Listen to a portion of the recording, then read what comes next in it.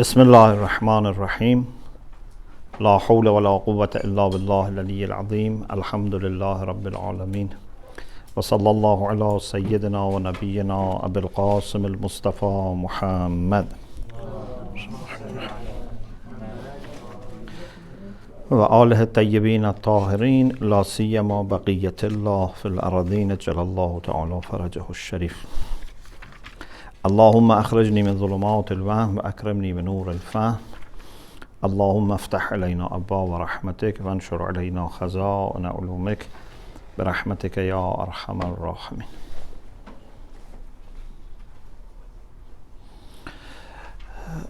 First, I would like to congratulate you for Eid al-Ghadir, and I pray that Allah subhanahu wa ta'ala would give us as gifts for Eid lots of tawfiq and barakah in our life and in our pursuit of truth.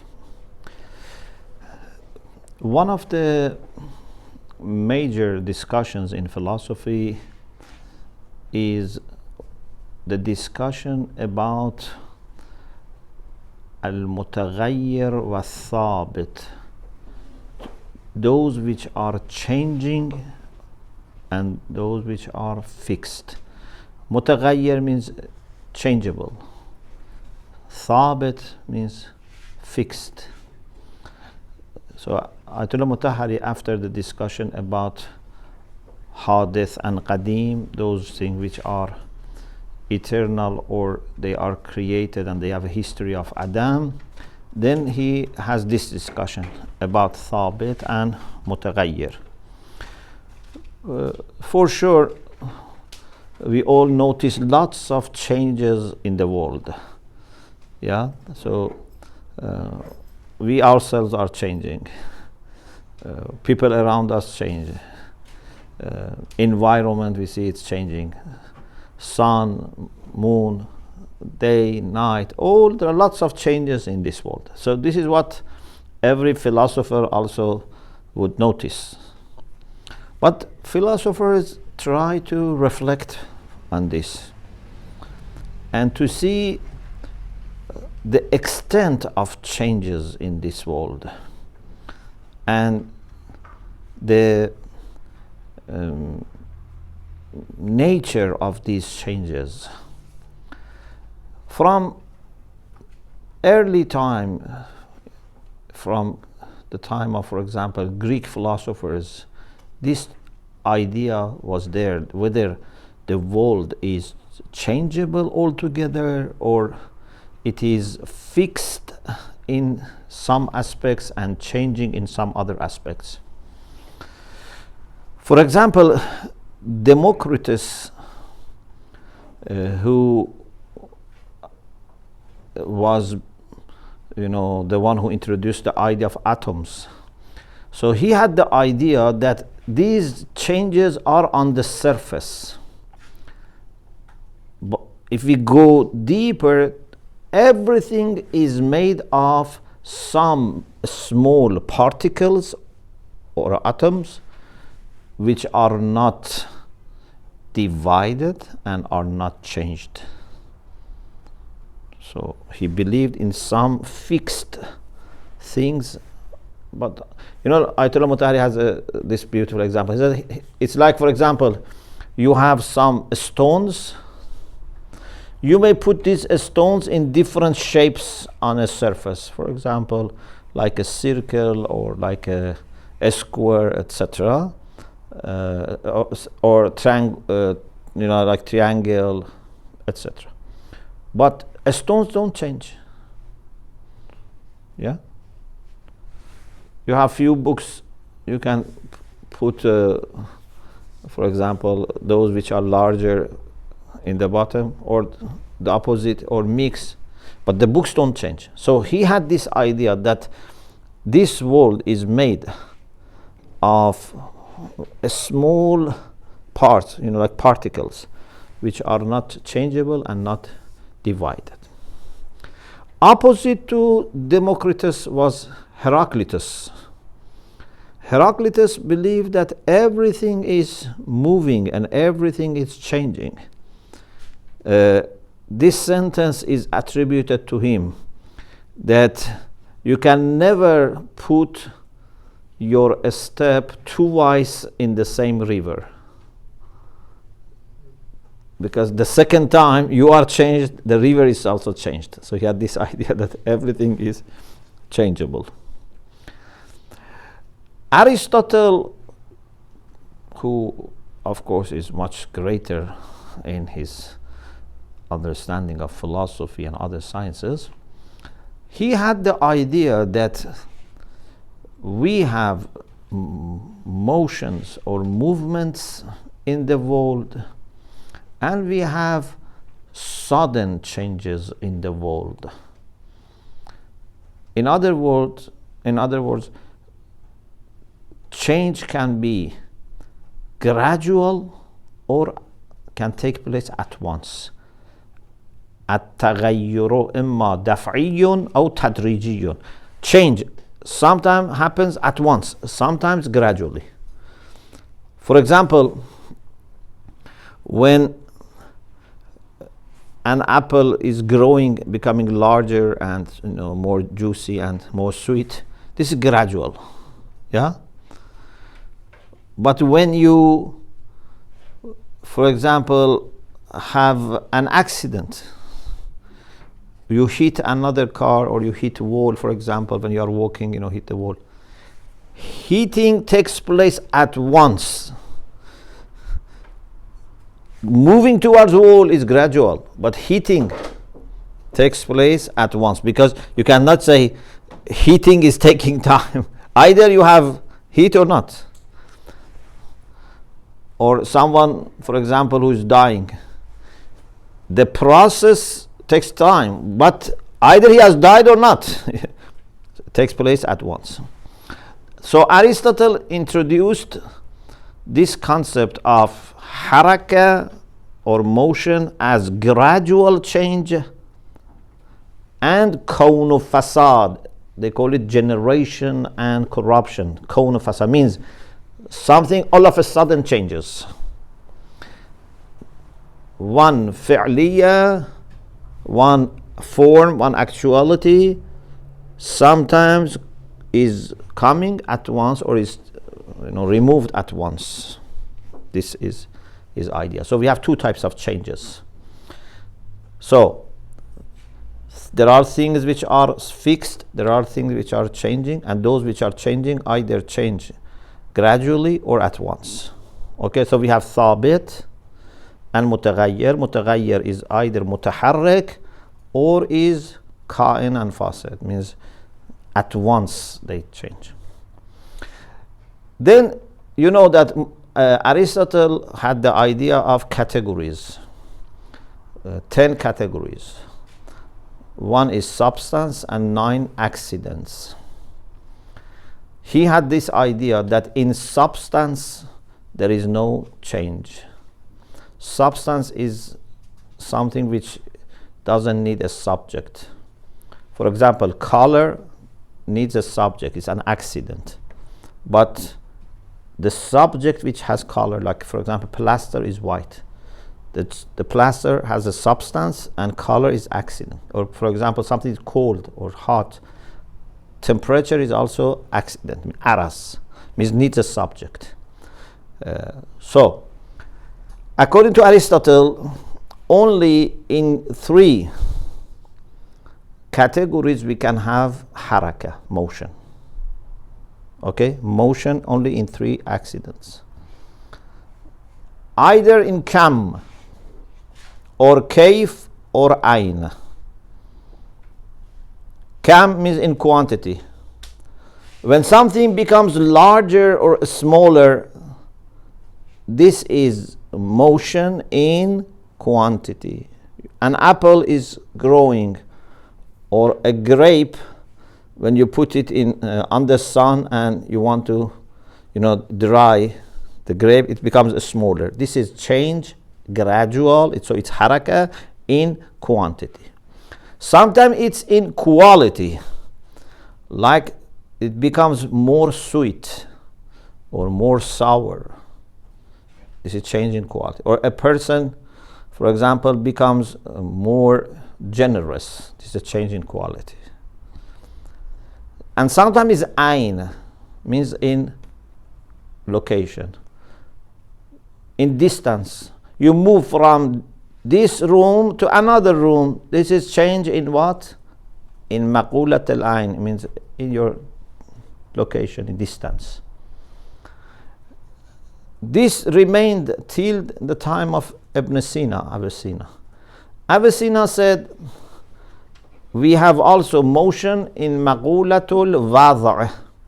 I am sorry, you hear many new words, but this is just introductory course, okay? Maqulatul wada' is different from maqulatul ayn. Ayn with hamza, not with ayn.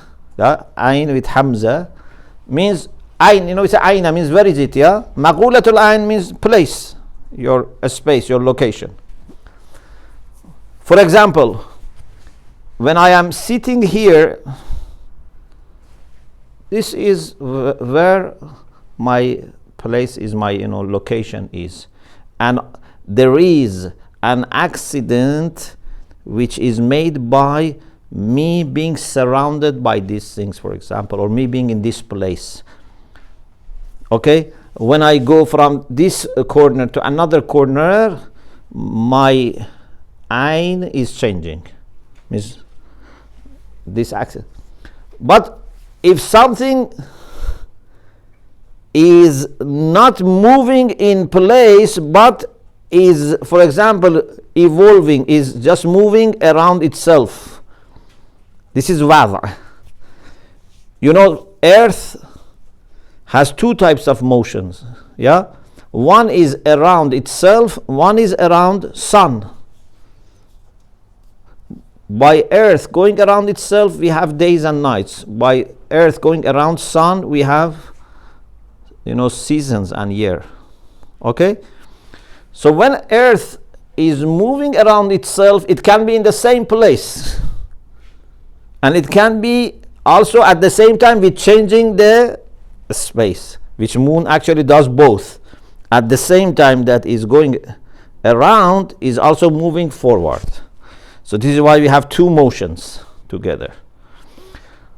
So Ibn Sina said that we can have haraka in wad' aizan, like a ball that is going around itself, is evolving about itself. But that's it.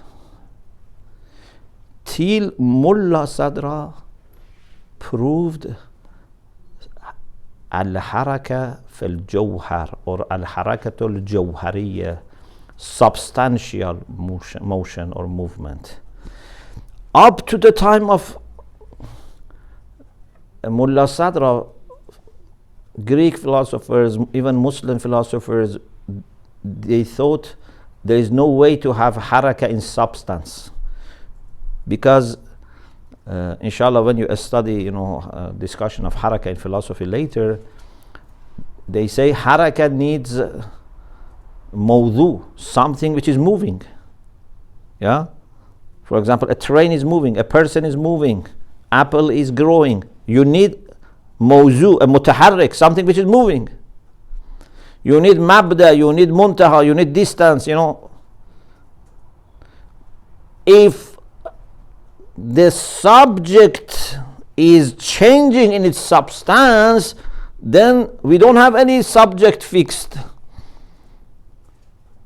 Therefore, for them, it was not possible to have motion in substance, because they said we need a subject which is moving. But if the subject itself is transforming, so we don't have anything fixed. But Mullah Sadra argued that not only it is possible to have motion in substance, indeed we must have motion in substance, because all the changes in accidents are subordinate to the change in substance. The substance has to change so that this, for example, embryo evolves. And then, even for Mullah Sadra, creation of human soul is because of substantial motion of embryo. Therefore, he says it's Jismaniyatul Huduth, Rawhaniyatul Baqa. From body, the soul is created through substantial motion. Okay? Therefore, Mullah Sadra has this idea that everything in this physical world is going through changes. Maybe you don't notice the changes, but everything goes through changes. Zaman, what is time? Time is the measure for these changes. Yeah, every change needs time. Every gradual change, gradual change needs time. And since everything is going through substantial motion, then you can say, according to Mullah Sadra, time is like the fourth dimension for every physical thing. This is very important development.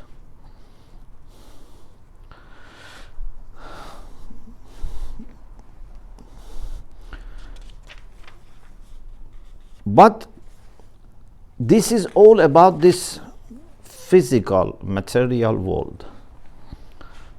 Muslim philosophers, including Mullah Sadra, have the idea that we are also aware of things which are immaterial. They are abstract, they are mujarrad. Yeah? Mujarradat are not changing. For example, according to philosophers, angels, either all of them or some of them, they don't change. Or for example, above all, Allah subhanahu wa ta'ala, Allah is not changing. There is no potentiality, because change, gradual change, means going from potentiality to actuality. There is no potentiality, it's 100% actual.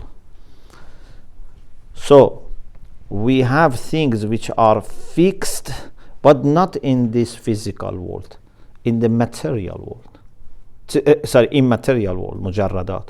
And everything in the material world is changing, either gradually or, and because sometimes both, at once, kawnu fasad. So this is the discussion about thabit and mutaghayyir. Ayatullah Mutahhri has a brief also discussion about what some modern philosophers, not all, some have thought, which has similarities with ideas of Mullah Sadra, but Mullah Sadra's idea is much stronger. Some people like Hegel and others, they have thought that everything is becoming, everything is changing. Sayrura, or in Farsi we say shodan. Everything is in a process of turning and becoming something else. But they thought this is because of mixing in them wujud and adam, existence and non-existence. Because they are something and they are not something else, and then they become that thing and not the previous one. So they are always something and not something. So they thought, therefore, we don't believe in the principle of contradiction. Principle of contradiction. For them, two contradictory things can exist together. But according to Mullah Sadra, no. This is a mistake. And what does it mean to say mixture of existence and non-existence? Non-existence is nothing. How can something be mixed of existence and non-existence? According to Mullah Sadra, especially because of asalatul wujud, you have to say there are two types of beings. Beings which are sayyal, means they are changing, and beings which are fixed, thabit. It's a matter of being is two types. Not that it's being and non-being together. Okay. Alhamdulillah, the discussion about thabit and mutaghayyir changed. I hope your interest in philosophy is changing to better, not is not sabit and is not becoming less. The next lesson is about illa and ma'lul. This is one of the important, most important actually, discussion in philosophy. And he says you don't find any school of philosophy unless they discuss about principle of illa and ma'lul, causality. There are some issues in philosophy that you might find in Muslim philosophy, not in other philosophies. Yeah, like Harakat al-Jawhari, for example. But every philosopher from every corner of the world certainly has addressed the issue of causality.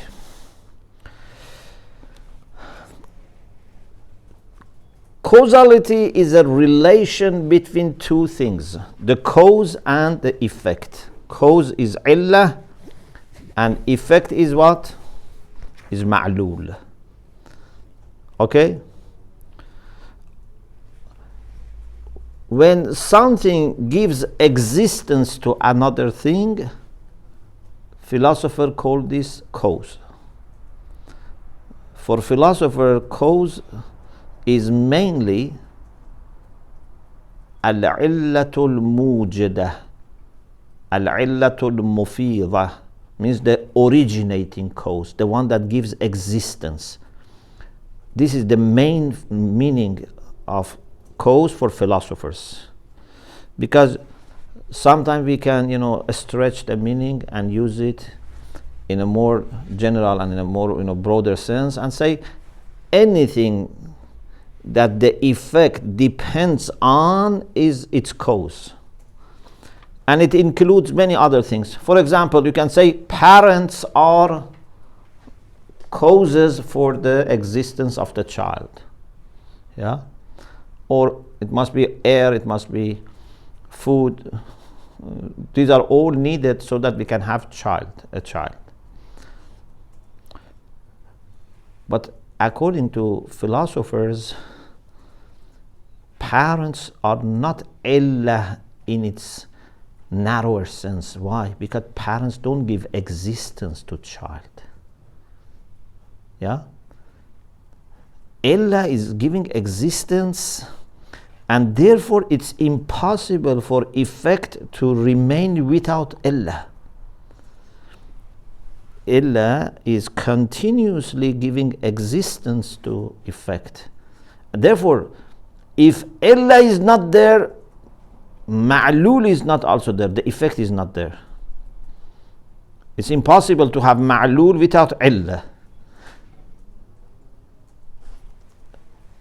Or for example, if there is a builder who uses some materials and then a design and build a house, from philosophical point of view, is the builder giving existence to house? No. Builder is not giving existence to house. He is just using materials that already exist. Yeah? And putting them in a new form and shape. Builder may die and this building can remain. So, a builder is not giving existence to the building. The main illah for philosophers is the one that gives existence. But as I said, you can use it in a broader sense, and you say كل ما يتوقف عليه وجود المعلول فهو علة. Everything that the existence of effect depends on is illah. In this sense, you can put everything. You can put the one that gives existence, you can put all the conditions, all the preparatory things, all the materials that are needed, all the forms and shapes that are needed, you can put all of them. Philosophers call this type of causes, which are not giving existence, they call them al-illatul i'dadiyya. not al-illatul mujada, not al-illatul mufida, al-illatul i'dadiyya or mu'addat. You know, i'dad means to prepare. Al-illatul i'dadiyya, like parents, like builder. These are al-illatul i'dadiyya. They prepare. When all the conditions are there, obstacles are not there, then the illah grants existence. Okay? So, this is a very important discussion in every philosophy, especially in Islamic philosophy. Now, what is opposite to causality? If someone denies causality, if someone says after, for example, you see fire, you don't need to look for a cause. If you see order, you don't need to look for a designer. If you see rain, you don't need to look for cause. Things can happen, we say, besotfa, by chance. So this is the opposite to causality. You know, some people say things don't need cause, they just happen. Even sometimes some religious people have said this. For example, in Islam, Ash'arites, they had this idea, and we have this similar also among other believers in different religions. Some people had this idea that, like Ash'arites, that there is no causality between fire and heat, for example. If you bring fire close to the wood and it starts burning and producing, light, smoke, heat, etc., they say there is no relation, no causality. Salam alaikum. Salam. But you say, we always see that there is fire and Salam alaikum. We always see there is fire and then burning. Ash'arites say, Adatullah jarat. This is the habit of Allah, that He creates fire and He creates independent from fire, burning or smoke, etc. There is no relation between fire and burning. So they deny sababiyya, they deny causality. Or some people say, this world is created without any cause, so by chance, by accident. So these are opposite to the idea of causality. And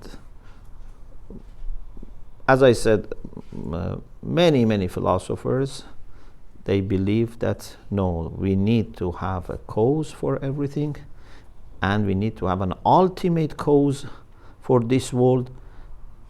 The ultimate cause is the one which is not caused by anything else. Yeah, everything is caused in this contingent, in this world of contingency, in this alam mumkinat. Everything is created, everything is caused, but then the cause of it finally must end somewhere which is not caused. They call it uncaused cause, or the ultimate cause, illatul ilal, or the primary cause, al illatul ula, which is Allah subhanahu wa ta'ala. So Ayatullah Mutahhri is introducing the notion of causality and the things which are connected with that. And then he has a comparison, you are already familiar with this comparison, between mutakallamin or theologians and philosophers, when they want to explain why something needs a creator or a cause which gives existence. Mutakallamin, especially before Khaja Nasir, they were saying anything needs a cause if it is hadith. Yeah? So they say kullu hadithin ma'lul. Al-alamu hadith wa kullu hadithin ma'lul. فَالْعَالَمُ مَعْلُولٌ. Anything which has history of non-existence, it's hadith. If something didn't exist and then it started to exist, they said this needs cause. But as we said in last week, we said philosophers say no. Maybe something is eternal and still needs cause. Certainly hadith needs cause, but even qadim may need cause. If something has always existed, also may need cause. What is important is whether this is mumkin or wajib, not hadith and qadim. Just to be eternal or not eternal cannot determine whether it needs cause or not. We may have things which are eternal, like for example angels, according to philosophers, but still they are created. So for philosophers, what is the reason for being an effect? Imkan. Inshallah we'll talk about imkan, not hudus. They say kullu mumkinan lahu illah. Mutakallimin say kullu hadithin lahu illah. But philosophers say kullu mumkinin lahu illah. Sawaun kana hadithan or qadiman. Whether it is eternal or has a history of non-existence. So this is also another issue about causality. The next thing about causality is there must be a kind of similarity in the sense that they must match. I'm not saying they must be identical because it's impossible to be identical, but I'm saying there must be similar, there must be some resonance, some kind of matching each other, senkhiyya. Okay, it's not good to say uniformity. It's not you cannot say identical. You have to say similarity, the resonance. They should match. Why? Because it's not possible that everything produces everything. If you don't accept this, you have to say then everything can happen because of everything. When you see there is rain or there is sunshine, can the cause be the same? No. When you see someone is ill or someone is healthy, can we say both are caused by the same thing? No. If they were caused by something, then why we go to doctors? Why we try to find a treatment? Everything has a cause which is matching, it's suitable. Yeah, like if you want heat, you don't use ice, you will use fire. So this is what philosophers call لزوم السنخية بين العلة والمعلول. And if this senkhiyya is not there, لصدر كل شيء عن كل شيء. Everything can come from everything. This is very important. All the scientists throughout the history, what gave them motivation was the principle of causality, and there is some relation between cause and effect.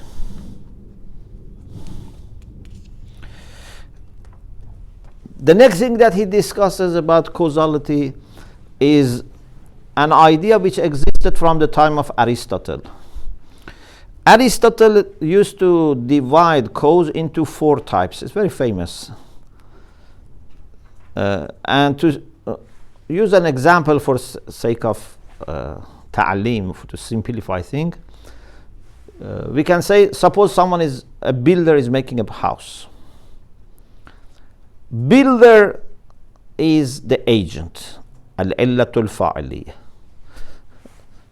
Of course, all these 4 things, according to Muslim philosophers with a deep insight, these are all preparatory, because we said al-illatul mufida is the main illah, the one that gives existence. and builder is not giving existence. But to simplify, we say this is al-illatul fa'al, this is the agent. Then we have materials, bricks, plaster, wood, glasses, etc. This is al-illatul maddiyah. Then the form, the design, this is al-illatul suriyah. This is the form. And then ghaya, al-illatul ghaya, why the builder is creating this? What is the purpose? Or a carpenter makes a chair. The carpenter is al-illatul fa'aliyah, is the doer, is agent. Wood and nails are al-illatul maddiyah. This shape is al-illatul suriyah. Why he is creating this chair, for example, for rest? This is al-illatul ghaiyah. The end. What is the end? What is the reason for creation? So he used to make this, and this is very helpful, but you have to remember that none of these four are the main illah. Therefore, fa'il can, the illat fa'ili, this one can die and still the chair or building are there. Then he talks about tasalsul. This is the last point for this lesson on illiyah.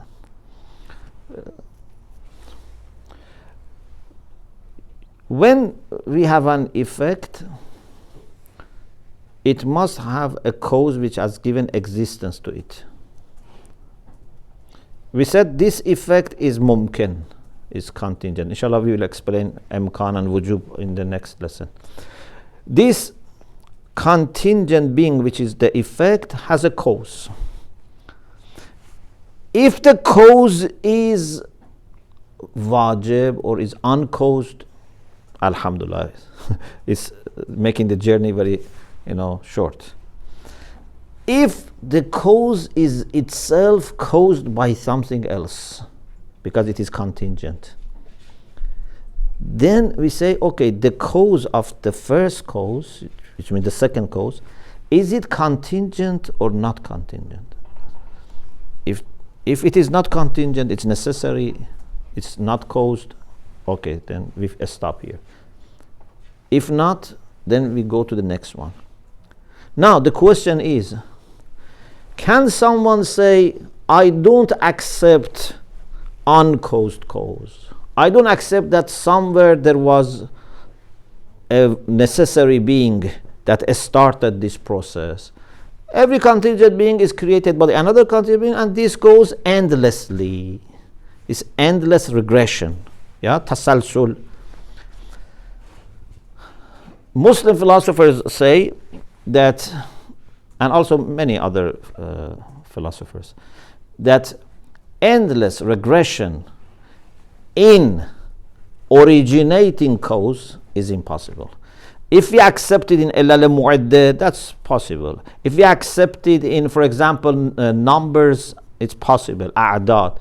We are talking about al-illatul mujada, the one that gives existence. In the cause that gives existence, we have to stop somewhere. Otherwise, we cannot begin at all.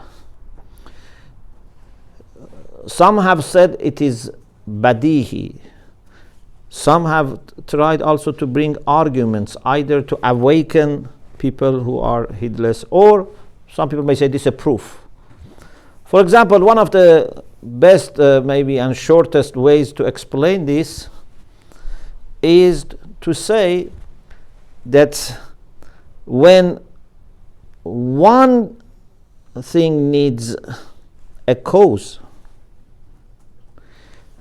and two things which are contingent need cause, why making it many or infinite would make it free from cause? In other words, imagine there is one hungry person, that we need to feed.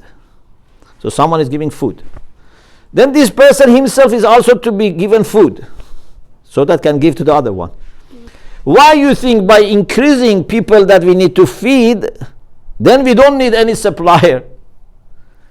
By adding to the poor beings, our need is not finished. Indeed, the more we have, the poverty needs more supply. So this is one argument. Another argument is to say that what about the whole system? And then according to Mullah Sadr's idea of faqr wujudi or imkan faqri, then it's even easier. In any case, he doesn't go into the arguments now, he just introduces this concept. So in illat mufida, in the originating cause, we cannot have endless regression. We should end somewhere that is independently existing. It's self-sufficient, something which is necessary. Okay, alhamdulillah, we finished this lesson. Inshallah, in the next session, we will talk about lesson 10 and final lesson of Introduction to Philosophy by Ayatullah Mutahhri. Alhamdulillah, Rabbil Alameen.